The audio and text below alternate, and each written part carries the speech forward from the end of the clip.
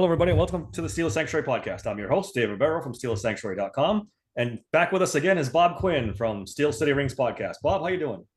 Wonderful. Happy to be here. Kind of a sad day for Steeler Yeah, fans, but I'm happy to be here. great to have you back. Bob's referencing the big news today. Cam Sutton suspended 8 games by the NFL.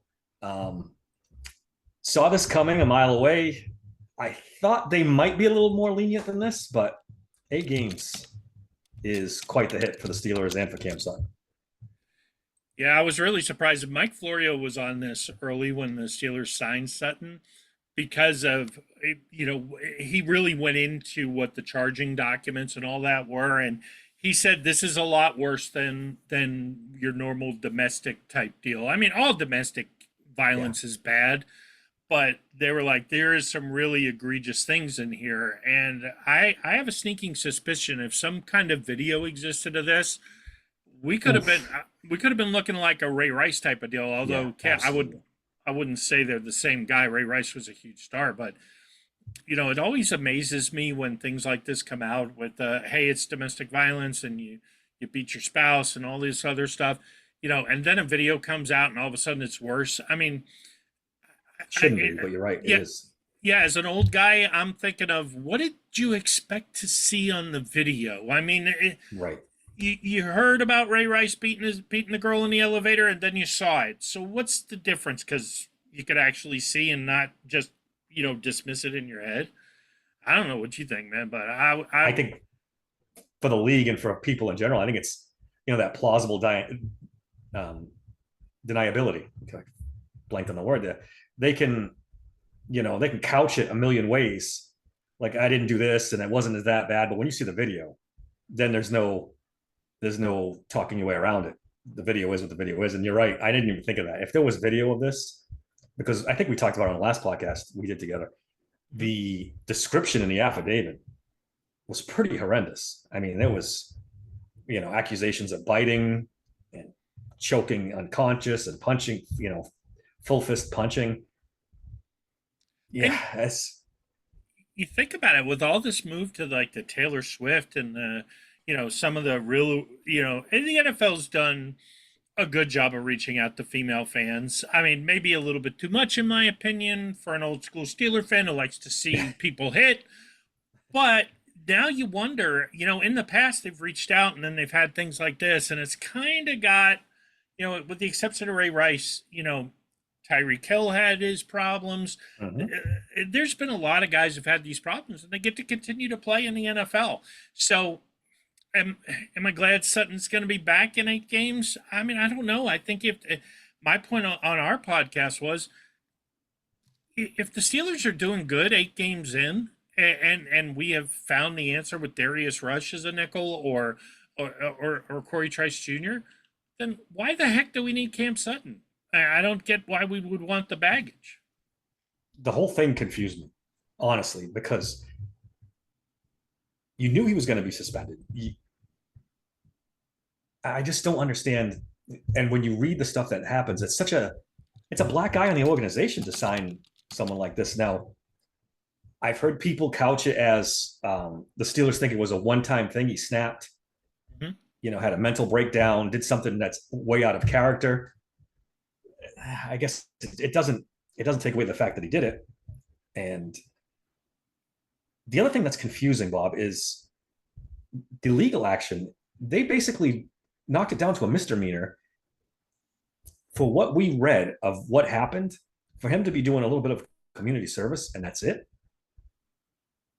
It's shocking unless maybe they have information that it wasn't as bad as she portrayed it. Who knows at this point? But Then again, it could also be I don't know her, and other than what I've read oh online, yeah, I don't know the details, but it could very well have been the all too familiar story of a battered woman who ultimately takes a guy back, and they're yeah, not going to press charges, and let's hope that's not the case. Let's hope this is an isolated incident.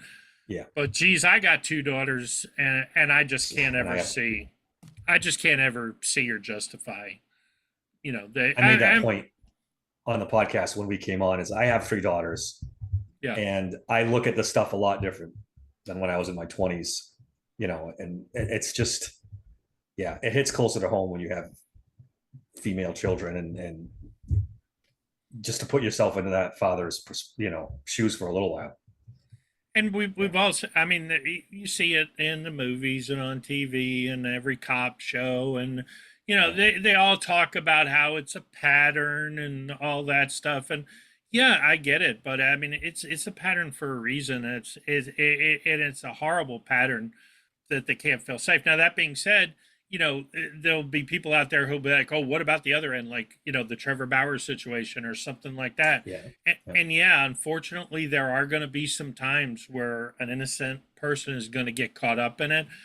But I think we have to strike that balance when there's actual violence, verifiable violence involved. I think we have to stray on the okay, maybe we punished you too much versus the we're not exactly sure what happened. So, Florio thought it would be 8 games when he described it, and I heard it. I really thought it might be more. But then again, was it worse than what Deshaun Watson did? I don't know. I don't know. I mean, as far as I'm Yes. concerned, maybe said you really want to stop this behavior, start sitting these guys out for a year and see what Yeah. happens. Yeah. That's the ultimately the only way you're going to get through the players, is if Yeah. there's real consequences, not slaps on the wrist. All right. As far as on the field goes, we're back to square one at slot corner. We don't Yes. really have a certified slot corner at this point. You've got, undrafted free agent Beanie Bishop. You've got guys that you mentioned, Corey Trice, or who has no experience in the slot, and neither Darius Rush doesn't have too much experience in the slot either. We're back to no wide receiver two and no slot corner to open the season. Yeah. Well, I think from the slot corner spot, what I could see happening, or at least what I hope will happen, is maybe Darius Rush or Corey Trice in a nickel can play the outside corner and let Dante Jackson slide into the nickel corner because he's so fast, a little bit smaller. I mean, by Dante Jackson is by far our second best corner there. I'm not saying that, but I am saying it may be easier to let Rush and Trice draw on a skill set that's still kind of fresh from their college days. They really don't have much experience in the NFL, and let them play a position they're more familiar with. Do I love the idea of them? And I think that puts us in a lot more zone coverage because if you're going to put guys, hey, you're going to need to help over the top over there because there's a lot of really good number two wide receivers in the NFL at this point. Maybe we see Demonte Casey play a little bit of slot. It's going to be interesting. It's going to be more than one person filling this job until Cam Sutton gets back. His return is slated for after their bye, which would be against the Commanders. That's quite a hit. I'm sure the Steelers expected this. I can't see them not expecting it. So I'm assuming they had a plan. And let's face it, the second half of the schedule is a lot tougher. So if you were gonna lose him for a period of time, yeah, you'd want to lose him now. But then again, like I said, I really think a guy like Stephon Gilmore, although I think they probably could have done that, but instead of Cam Sutton, he's going to be more expensive. But Steelers got some money to spend, so and Gilmore is he the top 5 cornerback? He was, no, but he was a top 10% cornerback last year, according to the, dubious Pro Football Focus, which I know we're going to talk about here in a little while. But I mean, could you do a lot worse than Stephon Gilmore? Yeah, I think he's right away. He's better than Dante Jackson, and that I think is a pretty nice little set of cornerbacks. You got Joey Porter as your 1, Stephon Gilmore as your 2, Dante Jackson as your nickel, and now you can bring along Rush and Trice as your dime corners. I couldn't agree with you more, Bob. But I brought it up before. I think Mike Tomlin loves Dante Jackson. He thinks he's the answer on the outside. I don't see them making a move like that at all. Well, I go ahead. I just yeah, I was going to say I think you're right. I think they do like Dante Jackson as the number two, but I think the reality of the situation is you can't play base defense in today's NFL with two cornerbacks. You got to put some other guys on the field, and yeah, yeah. they are. I mean, again, I really liked Darius Rush coming out of the draft. I really like Corey Trice Jr., but I mean, these are fifth and sixth round draft picks. And in Hmm. Rush's case, he's on his third team. Yep. So do I hope they're really good? Yes, I do. I do I think they're really good? Yeah, I kind of do. But I don't know that in a first half of a season where you have got to start at minimum of 7-2 to make the playoffs, that you Yeah. should be taking that kind of gamble. I agree. I agree. All we talked about before the Cam Sutton signing was something they have to add something to this room. They have to add something to this room. Well, they did.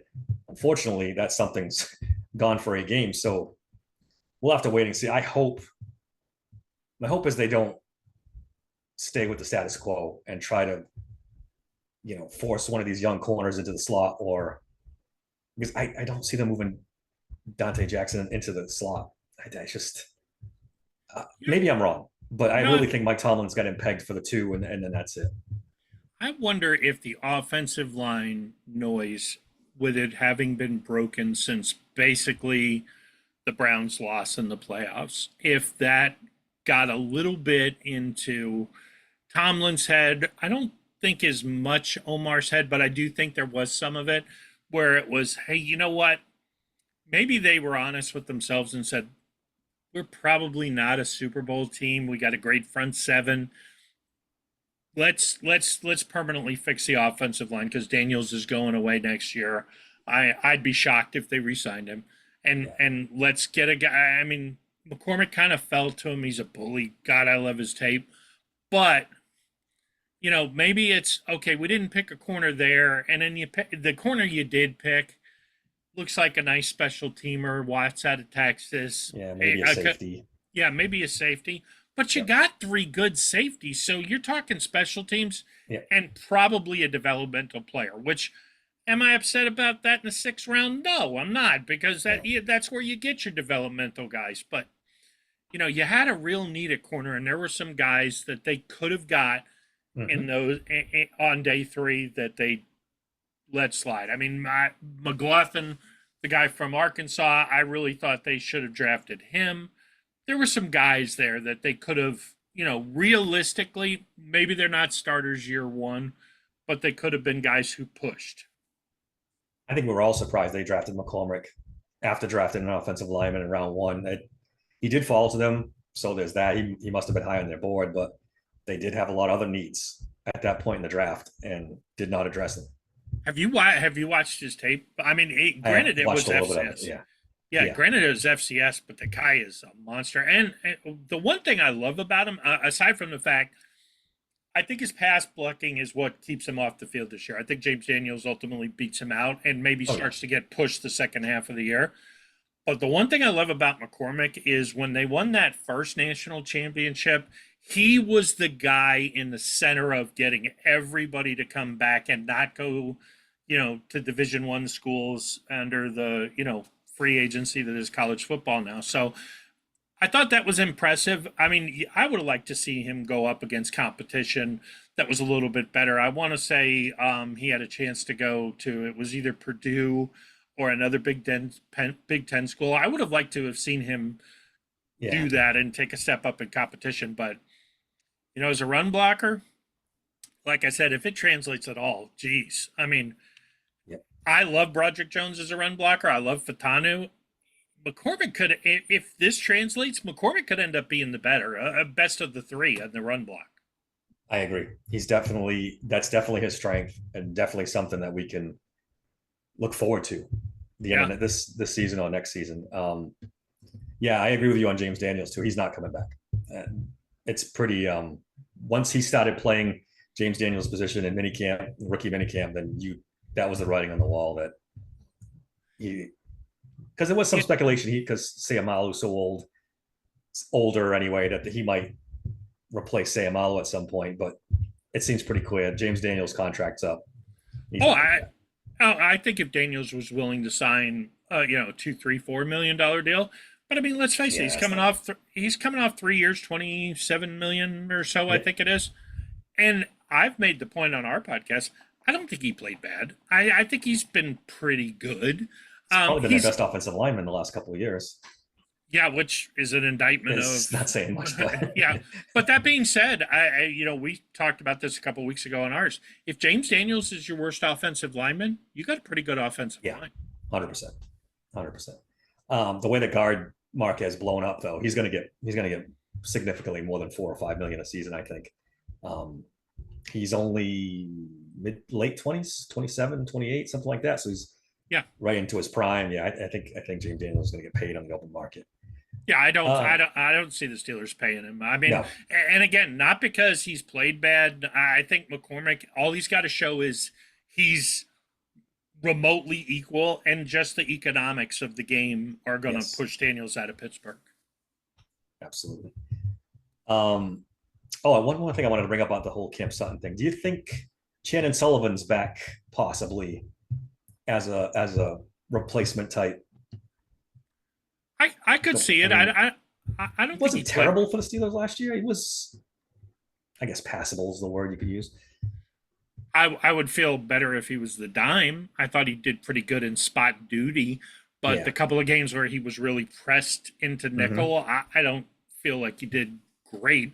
I mean, would I rather see Shannon Sullivan than Patrick Peterson at this point? Oh Oh yeah, yeah. because at least you know, and I don't want to seem like I'm knocking Pat Pete. I mean, I love the guy. I love the first 12 years of his career. Hmm. He's done. He's washed up. I mean, Yeah. I Yeah. I spent a lot of time knocking him, and it's not personal. If a team gives you money like that and offers you a contract, you take it. It's not yeah, his fault the Steelers, overpaid him and thought he was better than he was. It's not a Patrick Peterson thing. It was a Steelers decision making thing. Having yeah, said that, though, you're right. His career is done now. He should retire. yeah. I would love to Um, see him go into coaching. I mean, he's obviously yeah. great on his podcast. He's got a lot to contribute, and if he was okay, I'm your fifth cornerback. I'm your in case of emergency. I got to go out there and play just to be in the room and help the guys. Hmm. Yeah, if you're willing to take a $1 or $2 million veteran minimum and come, but the one thing I've said about Peterson over and over again, and it's not a knock on him personally. It's when you are a Hall of Fame caliber player, and he is. He's going to the Hall of Fame. Yep. When you're that kind of player, you being the fifth guy, you being the guy who you're not going to see the field, he's not going to buy into that. He's going to, there's going to be little cracks in it where he's like, hey, I could have done that better. I could have, even if he can't, which I don't think he can. It's a recipe, especially with a younger room. I think a guy like Gilmore is more, because even if he's deteriorated into where he's just a top 50% corner, that's still way better than what we got out of Patrick Peterson last year. Yeah. That's a tough transition for a former superstar to be a fifth corner. After you've been a multiple Pro Bowl, that's tough. Yeah. That for any player that's reached those levels. I don't think that's an easy transition at all. Let's switch gears a little bit. I don't know about you, Bob. I am tired of Brandon Ayuk. I'm tired of his social media posts. I'm tired of the He's rumors. trying hard to get here, isn't Uh, he? this week it was. I don't know if you caught it. He showed a picture of the Commanders uh, film on Yeah. his because I guess he's best friends with the Commanders quarterback or whatever. Yeah, Jane Daniels. Yeah. Yeah, yeah. So this is like a soap opera. Just trade the guy or don't. Let's get this over with. I've had my Well, fill of the Brandon Ayuk show. yeah, San Francisco's history though this is going to go right up until the bell. I mean, look at Bosa last year. Oh, I that's right. I mean, forgot about that. days away thinking, "Hey, we're going to catch San Francisco without Bosa." That's right. And he signs and he plays and in 2 days and he played pretty darn well. Yeah, he had an I impact on the game. Yeah, absolutely. And Ayuk is, you know, Yeah, Debo, I guess, is the number one, but I mean, Debo is Hmm. such a unique talent. The running back to everything else, and they really miss him when he's gone. But just from a pure route running receiver standpoint, I thought Ayuk was their best receiver last year. I think he's an asset if we bring him in. I like Roman Wilson, but you know, having a 1A 1B type of deal, we've got the cap space to maybe not do it this year, but definitely we have 100+ million on the books for next year. So Yep. if we want to pay Pickens and Ayuk as a tandem, great. I mean, I also think that gives us a lot of flexibility at quarterback because let's face it, if Jalen Hurts fizzles and he didn't look good though, and part of it was injury. I'm not saying Jalen Hurts is, but if he fizzles, if it's one of these, hey, I was great. Second year, I kind of fell off towards the end due to injury, and let's say the third year, all of a sudden he's kind of that second round draft pick where he kind of washed out at Alabama and had to go somewhere else with Oklahoma and Lincoln Riley. Is all of a sudden Kenny Pickett going to be the beneficiary of AJ Brown and Jalen Waddle and a top five offensive line, and all of a sudden Kenny Pickett is a viable starting quarterback in the NFL again? I think I, I think if you have two dominant receivers, you can excuse a lot. Look at Baker Mayfield, Chris Godwin, and Yeah. That's a good point. and Mike Evans. That's a good He point. struggles, and then he goes to, another guy. Mike Evans is probably going to the Hall of Fame, and all of a sudden Hmm. he looks like a world beater. It definitely doesn't hurt, and it's something that we haven't had here in a while. Um, I would love it if San Francisco would just come out and say, hey guys, our history is we're going to sign this guy a day or two before the draft. So unless you're talking about giving up what we want, stop talking about it. I think Ayuk wants it more than San Francisco wants it, which you can't blame the player. I mean, yes, he yeah, wants to get paid. yeah, I get it. I mean, you're looking at, I mean, what's he going to get? 16 million this year because of the franchise or the fifth year yeah. option. I mean, that's not even half of what Justin Jefferson's getting paid. No, Is Brandon Ayuk Justin Jefferson? No, but is he? it's Is he a close. top Closer 15? than yeah, Yeah. I mean, he's not a. I mean, he's getting paid like a wide receiver three at this yeah, point. yeah. He definitely has done enough to deserve the contract. I think it's more likely the Steelers end up with Debo Samuel if he signs. I think that was the plan of the draft, and the negotiations kind of blew up, and the 49ers pulled back. Um, I'd rather have Ayuk, but at this point, I'm not going to be picky. If it's Debo Samuel over him, that's a lot better than what we have right now. You know what? If we're talking conspiracy theories, because Ayuk and like you said, Jaden Daniels are so close, what about Ayuk goes to Washington and Washington trades us Terry McLaurin? I'm all for I that. I think I'd rather have Terry McLaurin than I worry about Debo Samuel and all the damage he's taken with Yeah, his style. I also don't think Arthur Smith would use him like they use him in San Francisco. And don't get me wrong, he's a good receiver. I mean, He's very good. yeah, that first Super Bowl against Kansas City, he was more of a receiver than a runner. But you're 5, 6 years in, you've been doing that double duty as a running back and Mm-hmm. a receiver. You know, I mean, I think he's got 3, 4 years left on his contract. Yeah, Yeah, yeah. if it was a 1 or 2 year, I'd say yeah, let's go for Debo. But 3, 4 years of a 29-year-old broken down wide receiver, still very good. It would probably be a top 20 wide receiver next year.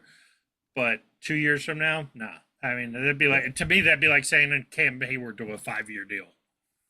It's similar because he's taken that kind of damage. The way he plays, his playing style, he plays like Mm-hmm. a running back, but he's not a running back. He doesn't have he's not as physically imposing as some running backs are. So yeah, he worries me a lot. I love Terry McLaurin. I think he's the type of receiver the Steelers could really use.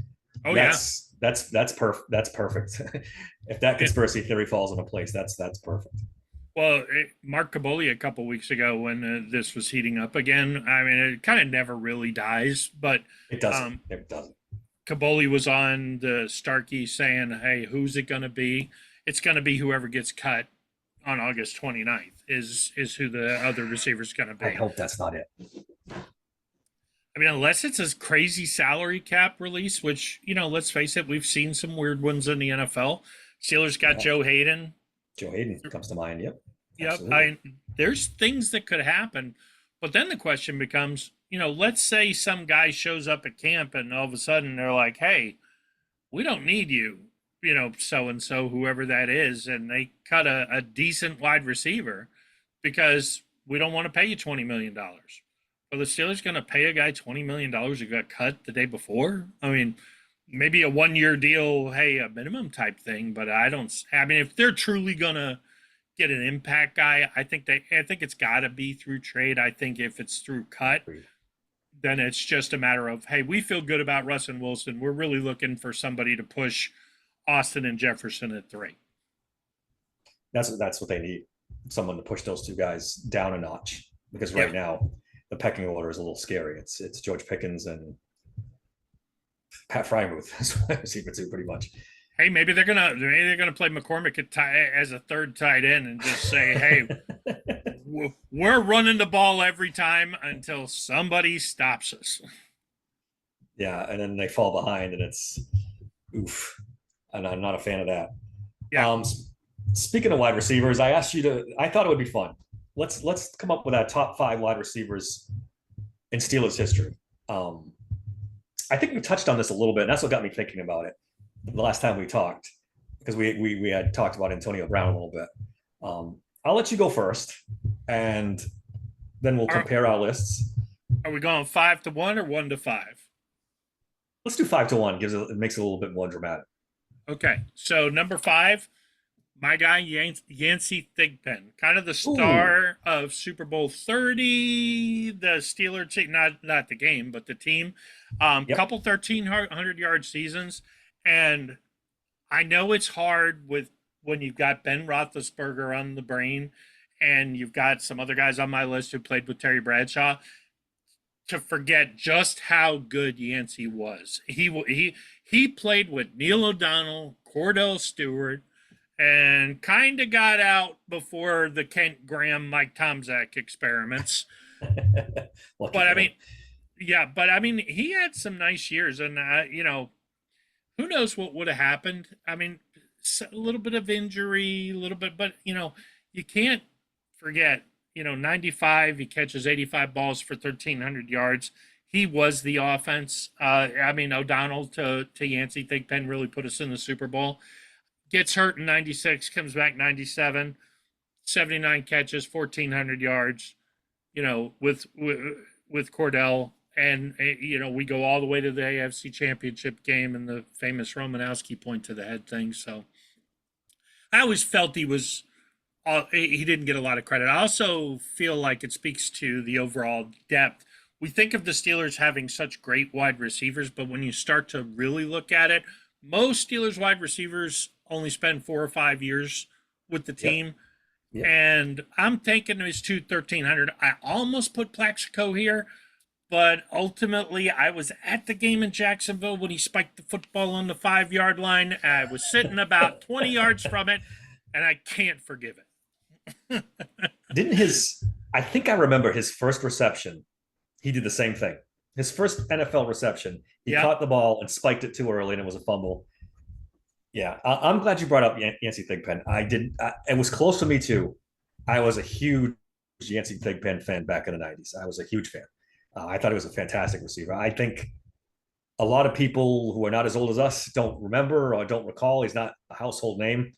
But yeah, that's a great pick, Bob. Yancey Thigpen was fantastic. Thank you. So how do you want to do it? You want to go 5-5-4-4, or you just want me to I'll do. Okay. I had Plaxico Burress as my 5th. It's close. Yeah. It's really close. It's when I asked you to do this list, it became tough for me because do you use stats? Do you use raw talent? Do you take all the, like you said, Yancey Thigpen played with such terrible quarterbacks that should vault him ahead of some guys, but pure talent wise, Plaxico Burress was just an alien. Yeah, and he went on to a great career. Yes, at his best, he was as good as any one, right up there with the great Steelers receivers, I think, and that's why I went with him at 5. Ended up he didn't spend a lot of time with the Steelers. It was contract stuff. There was a little bit of other stuff. Ended up going to the Giants. Played really well with them. Won a Great couple career. Super Bowls. Yep, a couple Super Bowls. Let me ask you a question. If he doesn't, in the quintessential Plaxico, and by the way, if you haven't heard him on the radio show he does with the Penn State guy LeVar Arrington, Yep. if you, and TJ Houshmandzadeh, who I don't really care for, but they're good on that show. He's really good. He's really rehabbed his image. But I wonder if he doesn't carry that gun into the New York City nightclub and shoot himself, is he a Hall of Famer? Yeah, I really believe he was. That how many seasons did he miss after that? Like two, at least, two? maybe three. Yeah, two in his prime. Yeah. Yeah, I believe he was on that trajectory for sure. And I think does he make right. Eli Manning look a lot better? Yeah, 100%. 100%. All right, so number four. Yeah, what do you have it for? I have, okay, so let me preface this by saying this is going to be the rant I was going to have on our Mount Rushmore show that we just did on Still City Rings podcast when this guy made it on one of our co-hosts, Ray's Mount Rushmore. Lynn Swann is number 4 to me. And he had him as on the Mount Rushmore. And part of that was a draft, but it was his number 2 pick. So he would have been on there. And my problem with Swann is not that I love Super Bowl 10. He was awesome in Super Bowl 10. He was not the MVP of Super Bowl 10 to me. L.C. Greenwood, 4 sacks of Roger Staubach. And I firmly believe if L.C. Greenwood gets the Super Bowl MVP, that he's in the Hall of Fame, and Lynn Swann is probably not. Because Swanee was great, he had acrobatic, he was clutch. But to me, he was never the number 1 guy. He was hurt a lot. I mean, he was hurt. It was flash. It was, I like him. He's a top 5 guy. I mean, I can't take that away from him. But at the same time, I do think there are 3 guys who are definitely better. Okay. You're probably going to be mad at me. But oh, no, I won't be mad. My number 4 is Hines Ward. I love Hines Ward. Let me preface that right away. He's the leading all-time receiver in yards. I believe it is in touchdowns as well. I think AB may have passed him in yards. Did they? I could be wrong. Yes, AB's just ahead of him in yards. Oh, okay. So he's second in yards. Has a Super Bowl ring to his through that touchdown. He was great. Mm-hmm. One of the most physical receivers, maybe of all time. I mean, some of those blocks, we've seen the highlights against the Ravens 1,000 times. I just think he's a slight tier below talent-wise to my top 3. I struggle with whether or not he's a Hall of Famer or not. I'm right on the cusp. You could talk me either way. Mm-hmm. But I think he's just a notch below the elite Steelers guys. Well, I'm going to talk about Hines because he's a little higher on my list. Yep. But, from an athleticism standpoint, the guy started as a college quarterback. And he wasn't for Georgia.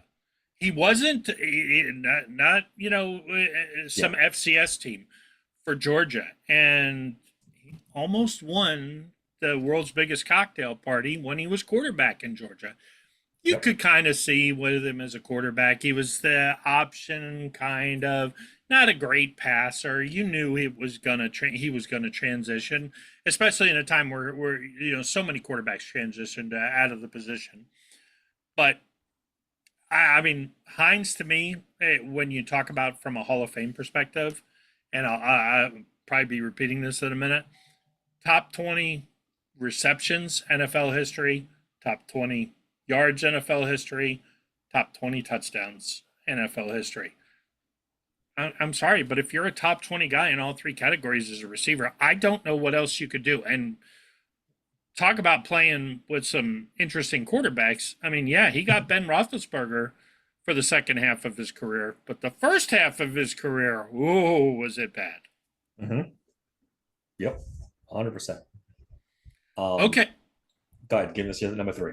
Okay. So number three is a guy who's probably you're going to be mad at, Antonio Brown. All right. So Antonio Brown, and we talked about this on our podcast a couple of weeks ago. Antonio Brown had the first half comparable to Jerry Rice's career. And I think it was AB who came out recently that prompted the discussion on our end that so many people saying, oh, he was on pace to be Jerry Rice. You could maybe make that argument to me, and I'll stick with you on it. The problem is he only had the first half of Jerry Rice's career. He didn't have the 10 plus years after the great stretch that Rice had in San Francisco with the Raiders and piled up amazing numbers, still had 1,000-yard seasons, didn't get back to a Super Bowl, but was still a relevant player. Mm-hmm. My big thing with any Steelers wide receiver or any Steelers player, and maybe this is unfair and modern fans definitely don't agree with this, but there's a standard in Pittsburgh. It's not Mike Tomlin's standard. I don't know what that standard is. I don't think anybody does. It's you got to have a ring on the finger, and our great players don't just have one; they have multiple. And Antonio Brown, I mean, in the playoffs he was okay. He kind of quit on the team. He was hurt for the AFC Championship game, but I'm sorry, ultimately you look back and he kind of came into prominence right after they went and lost Super Bowl 46. I mean, he was a rookie that year. I know he gave Bruce Arians some grief, and all of a sudden, hey, Ben Roethlisberger really looked out for me. Okay, yeah, he really looked out for you, and you treated him the way you did on the way out of town. Sure, yeah. sure, AB. But talking about Arians holding him back, he led the team in targets with Arians his second year in the league. As good of a stretch of regular season achievements as probably you will ever see. It's hard pressed to think of a guy who was better and more consistent during the regular season than AB. Did he choke in the playoffs? Did Ben not get him the ball? I mean, I don't know. But the bottom line is he didn't. So great regular season talent, probably should be mentioned, and he's definitely to me better than Swan, better than a guy like Yancey, probably better than a guy like Plaxico. But he doesn't crack my top two. Okay. My number three is Lynn Swan. I agree with everything you said about him earlier. He was definitely second banana to John Stallworth in the 70s. He did get hurt a lot, but when he was right, he was amazing. Amazing player to watch, an amazing talent. In the era of the 70s where throwing was an afterthought, until like the later 70s. Lynn Swan was just one of the most exciting players I've ever watched. And I only caught, obviously I'm old enough to have seen him, but not really old enough to see the whole career. Right. I caught him in the late 70s. I'll never forget those touchdown catches in the Super Bowls. That's ingrained in my memory forever. Clutch guy, super talented. The argument with him and Hines Ward, it's that I don't know how to quantify it. There's just something different in my mind between Lynn Swan and some of these other guys. So that's why I had Lynn Swan third. Yeah, you can't. I mean, when he was right, and you could make a case if you watched Bradshaw, I think on the NFL Films documentary on Super Bowl 10 is where it came from, where they were talking about the first catch, not the one that everybody sees that they've shown for 50 years now. Yep. But they were talking about that first catch in the end zone that really, got the Steelers on the board. And they said that was a much more difficult catch on the sideline with the toe tap, walk into the end zone, and a ball that was really kind of high and outside when they threw it to him. Definitely. All right, who do you got for number two? So for number two is Hines Ward, and I got a little flack on having Hines Ward on my Mount Rushmore. I want to preface this by saying if you did see that, it was a 16-person draft, and he was the 10th pick Okay. Is he really on my Mount Rushmore? No, but it was a draft. I had to pick him. Now, that being said,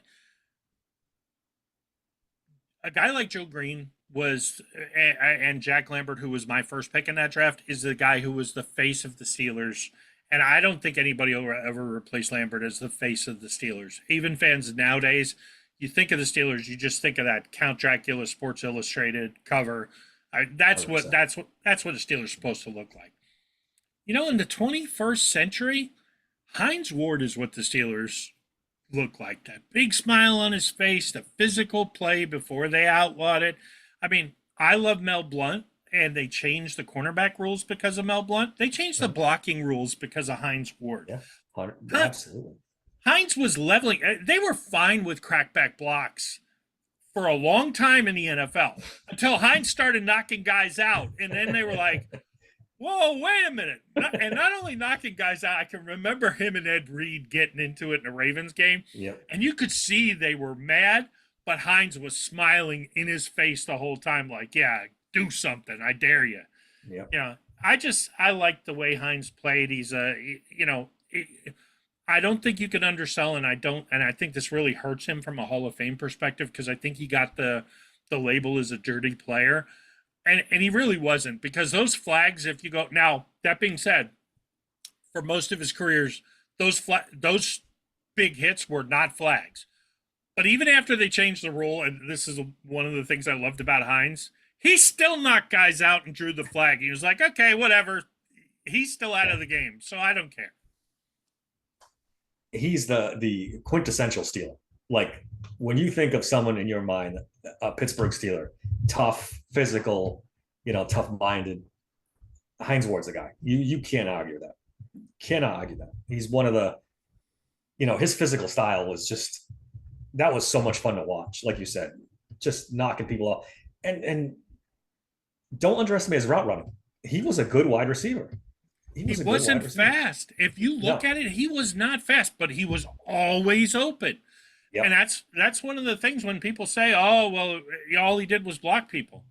I mentioned it before. Those top 20, there are a lot of guys who you start to think of who maybe have two of those three categories, but they don't have three. He finished right at 1,000 catches. He finished just barely over 12,000 yards. In 5 years, is that going to look as good? Probably not. But that being said, he's still in the top 20. He's not. It's not like he's 19 or 20. I mean, I want to say he's 14th in receptions. I think he's 19th in yards, and he's 14th or 15th in touchdowns. I mean, he's going to be there for a little while. It's going to take a little work to pass him. Yeah. I don't see it. Now, then again, I was a big Art Monk fan growing up. I always rooted for the Steelers, but, let's face it, in the 80s, Cowboys Redskins was shoved down our throat every time they played. Every time they played. And a guy like Art Monk, I really loved the way he was a guy who I could always be like, okay, this is a guy I can get behind. No flash, no substance, but third down, he's the guy coming up with the ball. And it took him forever to get in. He finally got in. I think Hines will end up going that route. I really just, guys like Andre Johnson getting in the Hall of Fame before him, it really bugs me. It's the fantasy football guy, not a football player. Absolutely. All right. My number 2 is Antonio Brown. I'm surprised he's not number 1. No, I couldn't do it. I could not do it. Because I'll give you the reason. It's the Super Bowls that you brought up. Mm-hmm. I think you can blame players too much for not winning Super Bowls, but in Antonio Brown's case, he did not have a particularly good postseason record. He really didn't. And he was hurt during a lot of those games as well. That's the one strike against him. Because like you said, the regular season wise, Antonio Brown was uncoverable. Just uncoverable. The best wide receiver in the league, in my opinion. I think a lot of the noise that happened afterwards with the way he left Pittsburgh and the nonsense he went through after he left Pittsburgh kind of overshadows his career now. I think too many people are focused on, the burning his feet and running off the field and the whole 9 yards, that circus that was after. Think back to it when him and Ben were at their peak. It was special. And he was a special player. And you're right. He can make the case that he was on that Jerry Rice level until he just, for whatever reason, the hit against the Bengals or whatever, just lost his mind. Unfortunately, just completely went off the reservation. It's a shame. God only knows if he had stayed in Pittsburgh and stayed on a reasonable path, what kind of numbers he could have put up. Maybe the best wide receiver of all time. And even if he doesn't stay in Pittsburgh, okay, the Raiders thing, personally, I think he got to the Raiders and he saw it was kind of a joke, even with Gruden. It wasn't compared to Tomlin and everything being regimented, for what you want to do. But I mean, imagine if he just doesn't mouth off about Robert Kraft in New England. What that would have looked like. Gronk, Antonio Brown, Brady. It's a guaranteed Super Bowl. Guaranteed. Yeah. And I think they ended. That might have been the year they came back against Atlanta anyway. Yeah. But it gives, and then you can really maybe make a real comparison for Brown as an all-timer, because now you can compare Brady and Antonio Brown together versus Brady and Randy Moss together. What could that have looked like? It wouldn't have. Moss was a force of nature. I mean, yeah, but he was also kind of a one-trick pony. It was like, hey, throw it up 35 yards downfield. I'm coming down with it. No problem. All you got to do is throw an accurate pass. Whereas Brown, especially, it's weird to say this word about Antonio Brown, but as a player, it was absolutely true. He was so cerebral on the field with his route running and where he went. And yes, part of it was Ben would just be like, okay, he's coming down with it anyway. I'm just going to chuck it in his direction and see what happens. But yes, he could make the catches with guys draped all over him. But there was a lot of times where at the last second, you'd be like, how are you not covering Antonio Brown if you're the opposing defense? And they were double teaming him and he was still open. Still open, yep. And people forget he wasn't the greatest athlete. No, he wasn't a Randy Moss. He wasn't 6'4" with 4.3 speed. He was just an average athlete, basically, but he worked his tail off. And yeah, I want to say he was maybe 5'10". I just looked at it. 5'10", and I think he ran a 4.5 at the combine. So not blazing speed. It was all hard work and attention to detail and route running. With obviously God-given talents, great hands, and probably was a little faster on the field than he ran a 40 time, because he got behind a lot of good cornerbacks, a lot of fast cornerbacks. So yeah, the Antonio Brown story is sad because of what could have been. And but he's definitely, it was close for me to be the number one, because his 5-6 years that he was in his prime in Pittsburgh is better than anything in Steelers history. Yeah, I mean, it really was an impressive, and I remember I've been in a couple fantasy football leagues for a couple of decades, and I remember, the only time I never got made fun of for picking Steelers players was during the height of the Ben, the Killer Bees, because, everybody was fighting to get Ben and Antonio Brown and Le'Veon Bell on their team. And you look back, it's just all for naught. All for naught. As much as I loved it, as much as, it gave Colin Cowherd material for his show about how the Steelers were the best team to watch because of the drama, just a lot of losses in the playoffs. And big spots, yep. Yep. And just, it always seemed like, as much as like in the 70s, I thought we were the gritty, tough guys, and the Cowboys were the flashy showboat guys. And I always think that's why we beat them, is because they just wanted it just a little bit more to kind of shove it in their face. And I hate to admit it as a Steeler fan, but I think that's why the Patriots kind of owned us during that period, and really for most of Ben's career, is because we got a little too flashy and got away from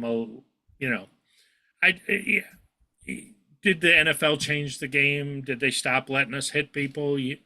Yeah, you can kind of say that, but then the question is where was the adjustment? They said Mel Blount couldn't, manhandle a receiver, and he still goes to the Pro Bowl. Where was the adjustment from? Okay, you can't murder people. You can't try to put guys out of the game. So all of a sudden now we can't tackle, we can't hit. Yeah. We let Tim Tebow complete an 80-yard pass. I mean, ugh. I'll tell you, Bob, that is the single most frustrating era in my sports watching history. And Yeah. I grew up as a Red Sox fan in the 70s and 80s and went through some brutal, brutal losses. But that Steelers Killer Bees era was just so frustrating to watch Yeah. them not win a Super Bowl with that kind of talent. And they had talent on defense too. And it might not have been 70s era defense, but they had some good players and just could never get over the hump. Losing to, like you said, to Denver that game, it's just so many bad losses. It's And you getting could beat see, up by the Patriots. yeah, you could see Oh, it coming too with the 2008 defense outside of the 70s defenses was probably our best defense ever. yeah, The Super Bowl 30 defense was really special too. But then you kind of looked at it, when we get rolled back around with Green Bay, it just kind of wasn't the same. I mean, you could mm-hmm. see the cracks, and a guy like Harrison was still a tough guy, but he wasn't, you know, Yeah, I made this point the other day that when the Steelers are great, there's a bully on the field. And Jack Lambert was a bully. I mean, when teams came out on the field, they were afraid of Jack Lambert. 100%. When in the 90s, teams were afraid of Greg Lloyd. Oh yeah, oh yeah, And and that those five, the 2005 team, the 2008 teams, Joey mm-hmm. Porter, James Harrison, Yep, those were guys you did not want to see coming around the corner. And we haven't had that guy for so long. As great as TJ is, to me, he's yeah, not the he's not that. bully. He's not No, the bully. He's the unstoppable force. And oh my gosh, could you imagine TJ rushing on the other side of Greg Lloyd or James Harrison? What that would have looked like? Hey, we're TJ. We're not going to double team you because you might sack us. Lloyd might kill us. you're preaching to the choir with Greg Lloyd, one of my favorite players. One of my favorite players. Not to get too far off on a tangent, I do think you got to blame a little bit of coaching on that too. I think Yeah, Bill Belichick outcoached Mike Tomlin on a regular basis badly. yeah. He outcoached a lot of Badly. guys on a regular basis. Yeah, true. The only guy I honestly don't think he outcoached, and I think he outcoached him in the Super Bowl. When he met Andy Reid in the Super Bowl, I think he did a masterful job of kind of taking Donovan McNabb and exposing him. As great as T.O. played in that game. Yeah, But Andy Reid's really the only guy I think has gotten consistently as good as he got from Belichick. yeah, agreed. Agreed. Because he outcoached Cowher too. Oh yeah, He cheated to outcoach Cowher, but Cowher will tell you. yeah. Were the Patriots cheating? Yeah, I'm pretty sure they were, but um, some of those Steelers teams were a little overconfident playing Yeah, the Patriots. I think that was a big problem going in. I remember they were making Super Bowl plans for one playoff game against the Patriots. It was the AFC Championship game, I think, and they were already yeah. making the plans, and that fell through. So, yeah, it was a lot of things, but still, I was most always frustrating. nervous about that 2001 championship game because I just did not. Cordell is as much revisionist history is said about him. Cordell was not a good quarterback. No. I mean, it was always waiting for the shoe to drop. And as good as he played in 2001 during the regular season, I am convinced. Tommy Maddox starts that game, we go to the Super Bowl. There's just something about Cordell in the biggest spots. He just didn't show up. Yeah, you're right. You're 100% right. So it sounds like we both have the same number one. Yeah, Johnny I'll let you- Stallworth. Yeah, absolutely. Yeah, I'll let I you mean, take the reins first. so A lot of people, when you look at Star stats, if you all you're doing is looking at Pro Football Reference, oh Antonio Brown, oh Hines Ward, folks. John Stallworth was the big receiver before there were big receivers. I mean, yes, there were other guys who were 6'2" in the NFL at the time, but Stallworth, I mean, I cannot undersell. I mean, the Steelers were losing to the wild card Rams. Or maybe they won the NFC West, but they were heavily favored. The Rams were 9-7. They weren't very good. They lucked into the Super Bowl. I remember maybe the worst NFC Championship game ever. I think they beat Buccaneers. Tampa. Yeah, Yep. the Tampa Bay 9-7. 9-7 game. It was just awful. We should have, and they were playing with their backup quarterback, Yep. Vince Ferragamo. We were Yes, sir. losing that game, 1917, going into the fourth quarter, and Bradshaw just uncorks what looks like just a prayer down the middle of the field, and all of a sudden you see, oh, he overthrew Stallworth. Well, maybe he's got a chance. Oh my gosh! And then all of a sudden, Stallworth is looking back in an angle I haven't seen since. And it looked like Willie Mays' catch in center field catches that ball and takes it Yep. in. Yep. To say how great Stallworth was, and you forget. I mean, he didn't have a lot of 1,000-yard seasons, but they didn't throw the ball very much in Pittsburgh. I mean, 40 catches for a receiver in the Steelers era, in the 70s was a lot. He had 70 catches in 79. He had 80 catches. I want you to understand this, and young fans won't understand this, I don't think. Terry Bradshaw, second half of his career was great. Won MVPs, looked great. 1984, there was no more Terry Bradshaw. We had Mark Malone, who, let's say the nicest thing you can say about Mark Malone is he held the Steelers' record for the longest reception as a quarterback. He had a 90-yard reception for many, many years, I think, until Mike Wallace broke it. Mm-hmm. He put up 1,400 yards with Mark Malone at age 32. Yeah. When there was no such thing as playing into your mid to late 30s in the 80s. It was very rare. I mean, Stallworth was phenomenal talent, and to me, always, always, always, when it came to the clutch catch, he was there. He had it. He would bring it down. You could throw it up to him.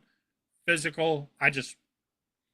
I can't see how anybody. I mean, unless if you could be Antonio Brown and you put up those numbers and then you had a ring, I could see maybe Antonio Brown pushing him, but to me it'd always be Stallworth with the four rings. Yeah, I think people forget he played till 1987.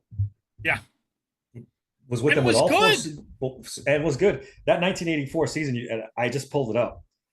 80 receptions, 1,300 yards, 17.4 yards per reception, and 11 touchdowns with Mark Malone. Yeah, and no other receiver really. I don't think was Louis Lips on that team already, or maybe he was by then. I think Louis. No, I think he came the year after. But let me take a look. I've got it up here. I want to say no because I want to. Yeah, no, he was. It was his rookie year. But that was his rookie season, so he wasn't really an established guy yet. Yeah, I don't know how much more I can throw on top of what you've already said. John Stallworth was phenomenal, phenomenal. And if you don't know, if you're too young to have seen him, go back and watch the highlights. Some of the most incredible catches in the Super Bowls and even during the regular seasons. Like we said, playing that second half of his career, well, late in his career with garbage quarterbacks on garbage offenses and still putting up numbers. Those 80s teams, like you said, that was a tough time period to be a Steelers fan. At least with the 80s teams, the one thing I'll say, because pound for pound, the 1980s versus the 2010s, yeah, we were probably a little better in the 2010s, which made it all the more disappointing. We kind of knew at the 80 by 82, 83, and I think with the loss to San Diego, even with Bradshaw at quarterback in the playoffs, kind of knew, okay, the guys are old and we don't Yeah. have anybody. So you knew, okay, we really aren't quite as good, but it made those, how Noel pulled off that win against the Raiders. I mean, to this day, one of my favorite all time Steeler victories. And all it was a divisional round game. I remember that we're talking about Mark Malone.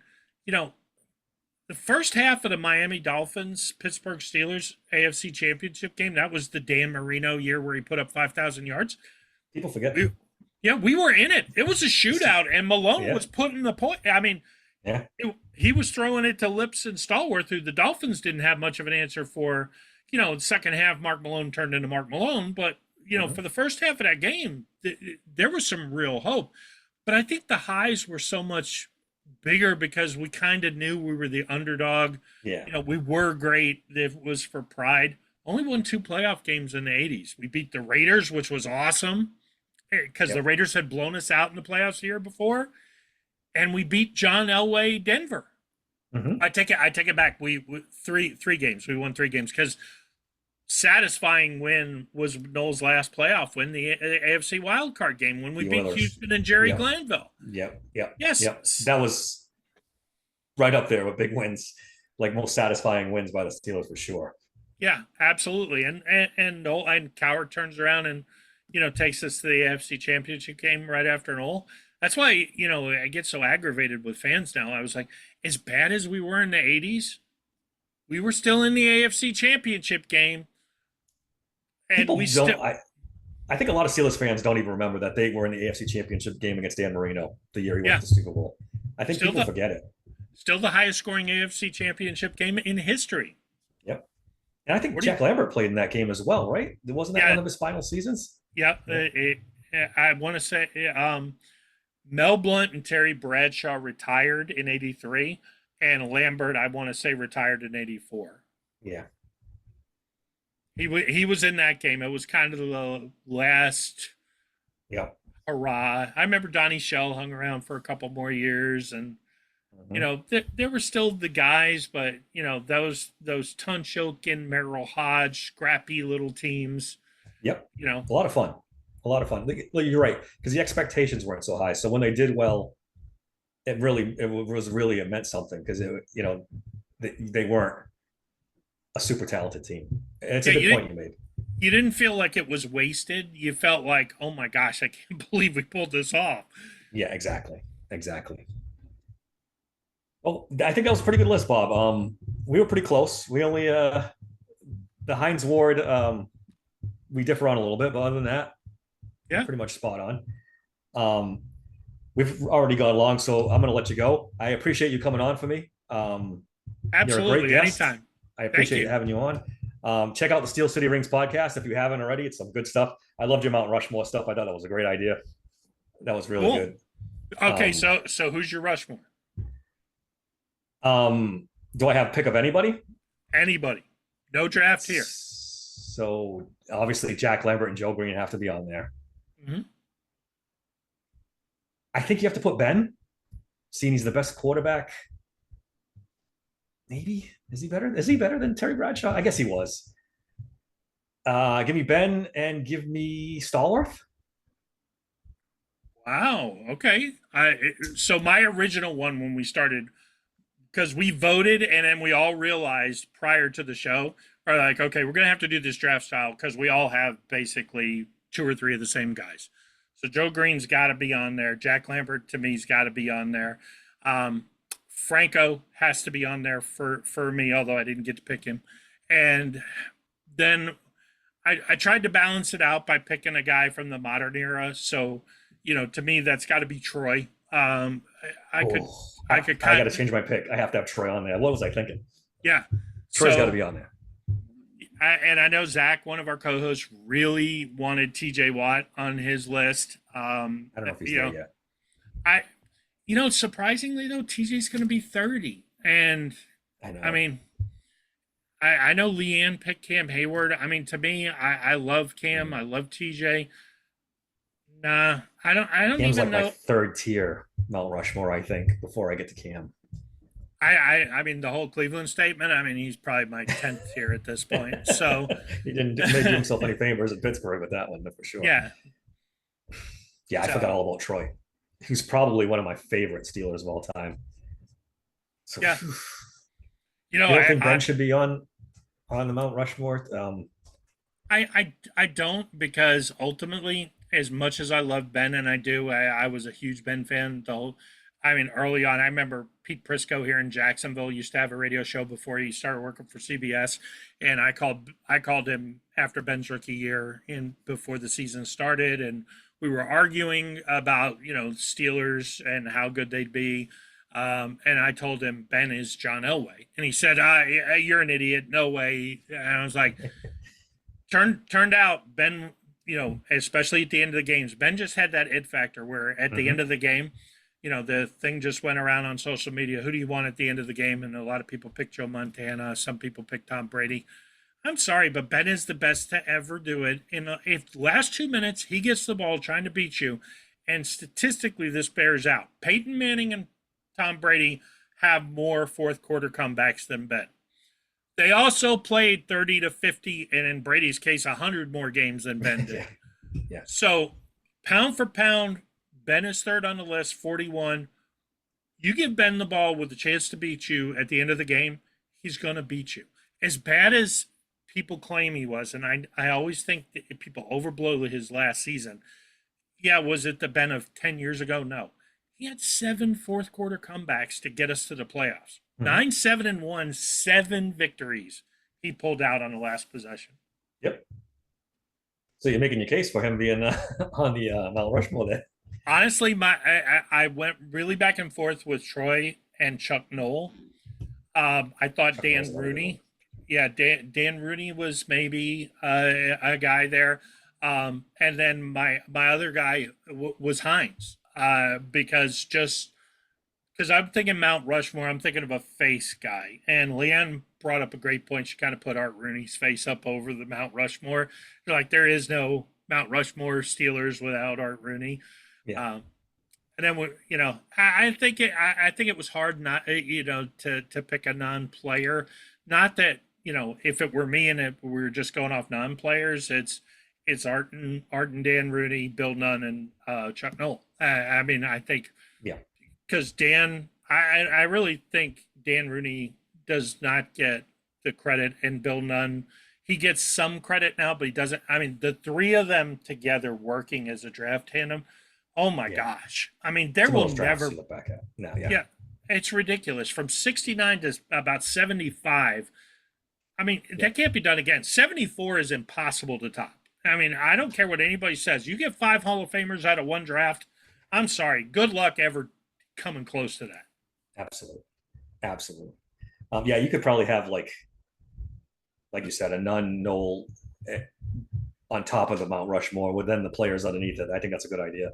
Yeah. It's tough. They have so many good players over the years. It's really tough to come up with 4. I think Lambert and Green are givens. Those guys and you could make obviously arguments for Jack Ham and a bunch of other guys over the years. We went 16 deep, and guys like Jack Ham didn't make the top 16, which a little bit surprising. I mean, I went Lambert over him, but I mean the depth, but I don't feel like I looked at anybody's list and went, "Come on, dude." I mean, Mike Webster, Alan Faneca, Ben, and Bettis didn't make the list. I mean, think about. I mean, Bettis, we probably could have gone another 5 or 6 deep. Yeah. Yep. Did you mention Mike Webster? That was another one. Webby was on Zach's list. Good. Yeah, good. He's definitely deserving. Demonte Dawson could have been on a list, but wasn't. Absolutely. I'll take our I'll take our 6th place Mount Rushmore over anybody else. Yeah, exactly. Me too. Thanks a lot, Bob. This was a lot of fun. Again, follow him on the Steel City Rings podcast. Don't forget to check that podcast out, as well as follow ours and give us that subscription. We really appreciate that. Until next time, thanks for listening to the Steel Sanctuary podcast.